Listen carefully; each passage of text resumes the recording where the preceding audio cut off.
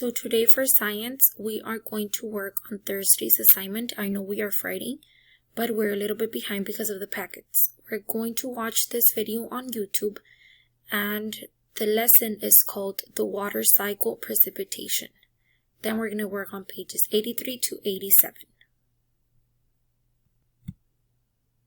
When water droplets in the cloud get too heavy, they fall from the sky. This is another stage in the water cycle called precipitation. If the weather is warm, cold, or freezing that day, water can fall from the sky as rain or sleet, which is a mixture of frozen water and cold water, just like a slushie. Yum! I like slushies. Or it can fall as hail, which is frozen water.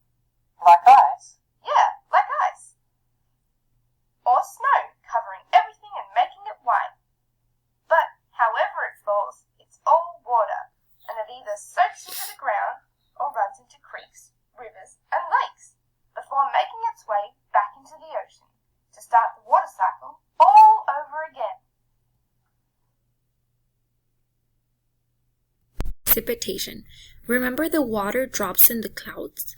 When the water drops connects and become heavy, they are too heavy to stay in the clouds and fall out of the sky. We see this as rain, hail, sleet, and snow. This kind of weather is called precipitation. The water that falls to earth is collected in the rivers, lakes, ocean, and ground again. The water cycle is complete and able to start all over again. So draw what happens to the clouds during precipitation. And your quiz. Water drops connects and become blank, light, heavy, or snow.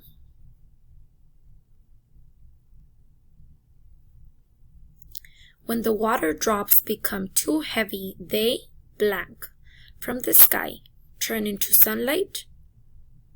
Number 3. Water drops falling from the sky is called weather or precipitation.